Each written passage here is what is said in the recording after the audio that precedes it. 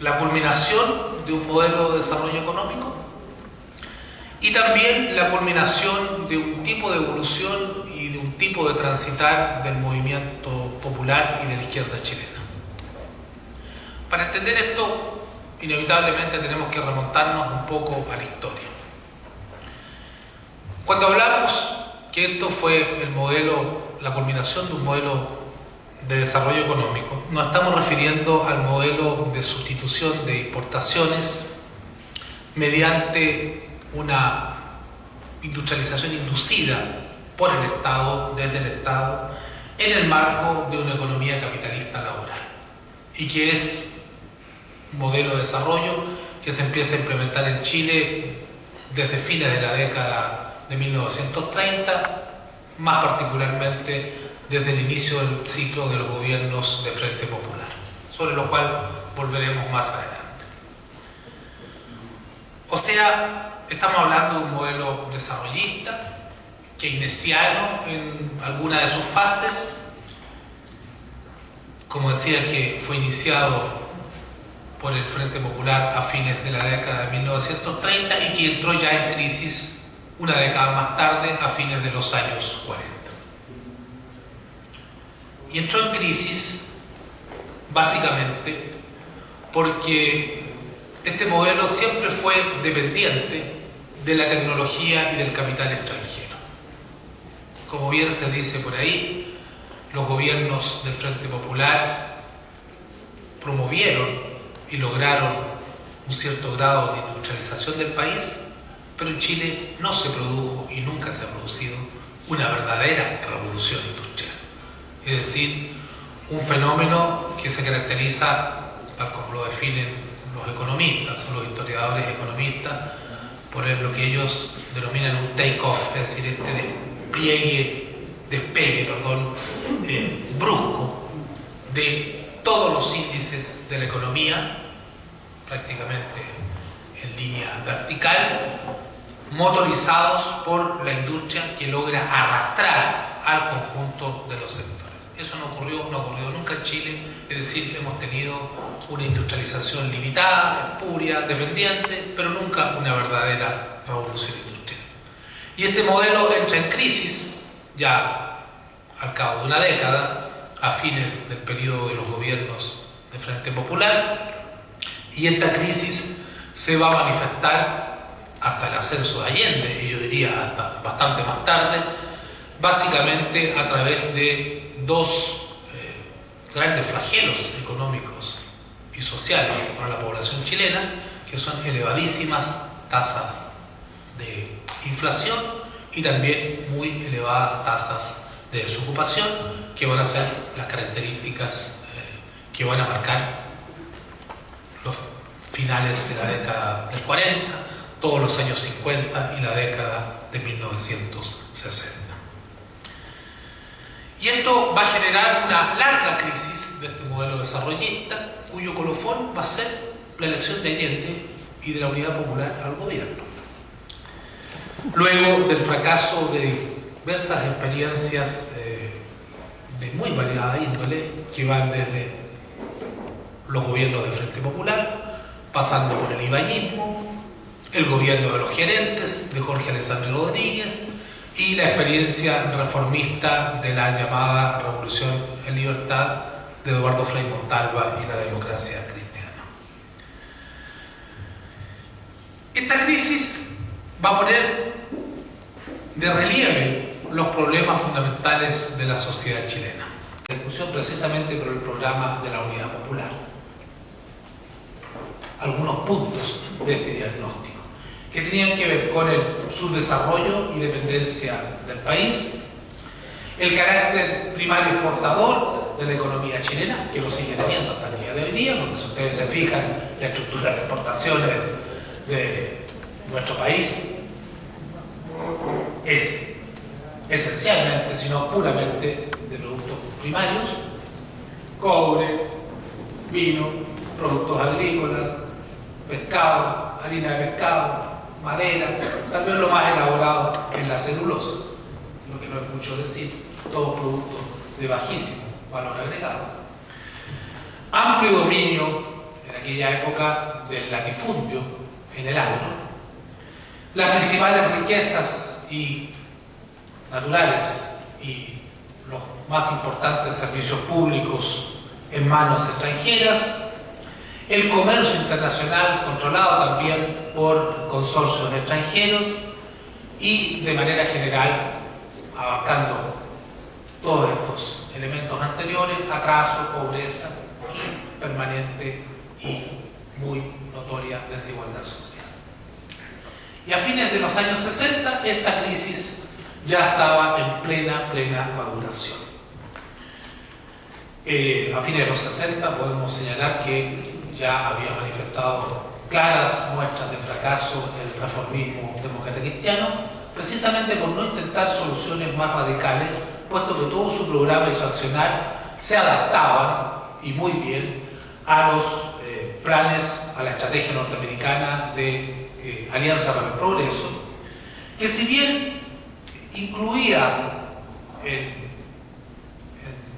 su accionar algunos puntos que podían lesionar algunos grandes intereses de la clase dominante, de una fracción de ella, más particularmente el caso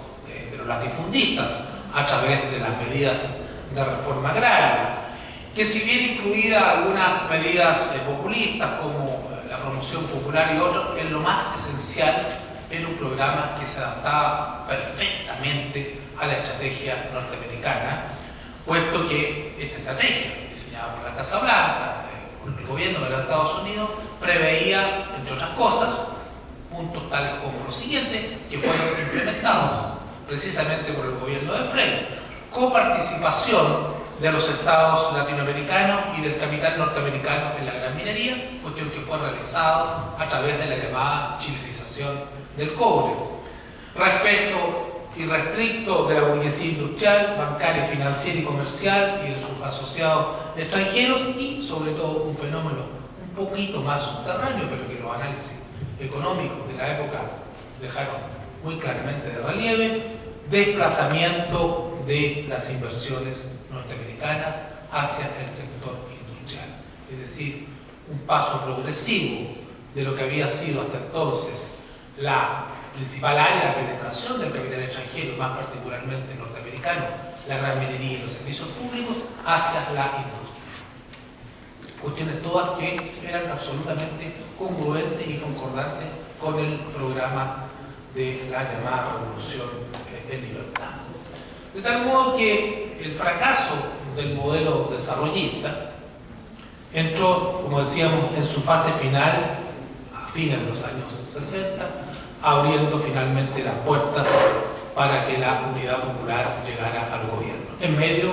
de un clima de gran agitación y de gran efervescencia social, porque más o menos desde 1967 hay en Chile una proliferación de luchas sociales probablemente nunca antes vistas. Es decir, hasta los funcionarios del Poder Judicial, los profesores, no solamente de sectores clásicos como obreros y campesinos, entran en movilizaciones, en huelgas, en luchas sociales muy agudas y prolongadas, sino que incluso un montón de sectores que no tenían la costumbre de estar en la calle y que en esos años se movilizan y de manera bastante sostenida y combativa. Pero este tiempo histórico nacional también tenía otros componentes. Entre ellos, uno que señalaba al comienzo, el tipo de desarrollo de izquierda y del movimiento popular. Y para entender este tipo de desarrollo de la izquierda y del movimiento popular es necesario, como siempre, retrotraerse un poco a la historia, aunque sea muy brevemente, muy esquemáticamente, para entender qué es lo que fue la vida chilena. El movimiento popular en Chile tiene un origen muy lejano. No nace ni siquiera a comienzos del siglo XX. Empieza a gestarse mucho más atrás, hacia mediados del siglo XIX, por lo menos. Pero el movimiento que surge por esa época era un movimiento popular de características distintas a las que conocimos durante el siglo XX, a las que conocimos ya sea por experiencia directa, los más viejos, o por lecturas, los más jóvenes. Esta primera fase, podríamos decir, del movimiento popular, grosso modo en la segunda mitad del siglo XIX, fue una fase caracterizada por la organización de tipo mutualista, sociedades de socorros mutuos, de artesanos, de obreros calificados,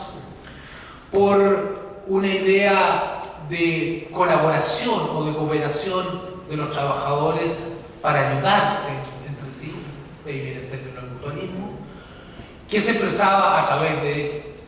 la formación y desarrollo de sociedades de socorros mutuos, cooperativas, cajas de ahorro y también instituciones destinadas a la autoeducación de los trabajadores, a difundir lo que se denominaba diversiones sanas y morales, como podían ser las escuelas nocturnas de artesanos, las sociedades filarmónicas de obreros, además de iniciativas de prensa popular, periódicos populares. Todo esto detrás de una idea, un ideario de tipo liberal, avanzado, progresista, que era la idea de la regeneración del pueblo, que el pueblo chileno mejorara su condición social, económica, cultural, política. Luego, sin poder entrar en detalle por razones de tiempo, en los últimos años del siglo XIX y comienzo del siglo XX, este movimiento popular empieza a mutar, a cambiar algunas de sus características. Fundamentalmente porque la transición hacia el nuevo capitalista industrial provocó cambios en la estructura social del país, provocó mutaciones en los sujetos sociales, aparecen nuevas clases, nuevos sujetos sociales, y muy particularmente dentro de los propios sujetos populares. La clase obrera, que era ínfima, casi inexistente, antes, y a mediados del siglo XIX, empieza a cobrar más fuerza en términos numéricos, empieza a constituirse como clase, empieza a organizarse, y eso trae transformaciones de tipo no solamente organizacional, sino que también ideológico, cultural, por la cual reitero, no podemos entrar en detalle, pero que van a provocar una transformación de este movimiento popular en un movimiento que podríamos más bien denominar como obrero y popular, puesto que el sello de la clase obrera empieza a ser cada día más fuerte. Y eso trae, entre otras consecuencias, también una transformación del etos colectivo, de la idea inspiradora de este movimiento, que sin abandonar estas ideas regenerativas populares, empieza a radicalizarse y empieza a plantearse una perspectiva de emancipación de los trabajadores, acorde con las ideologías de redención social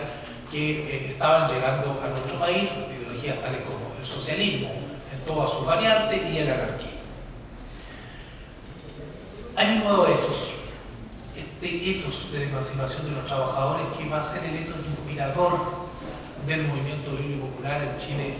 grosso modo podríamos decir, durante todo el siglo XX, o a lo menos hasta 1973. Y dentro de este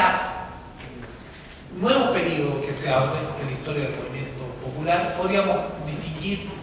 dos fases o subfases. Primero tenemos una fase que algunos historiadores han denominado como el sindicalismo libre. Es decir, surgen las primeras organizaciones sindicales, como la Sociedad de la Resistencia, animada originalmente por los anarquistas, pero luego también por demócratas y socialistas, las mancomunales, los sindicatos probablemente tales, un poco más tarde, federaciones sindicales. Pero surgen con la libre, es decir, sin regulación estatal. Porque no había leyes sociales, porque el Estado era oligárquico, era un Estado asocial, que no se preocupaba de las cuestiones económicas y sociales, que cumplía solamente roles de Estado gendarme, defensa, relaciones internacionales, orden ulterior, justicia, ese tipo de funciones, sin mayor preocupación por las cuestiones sociales.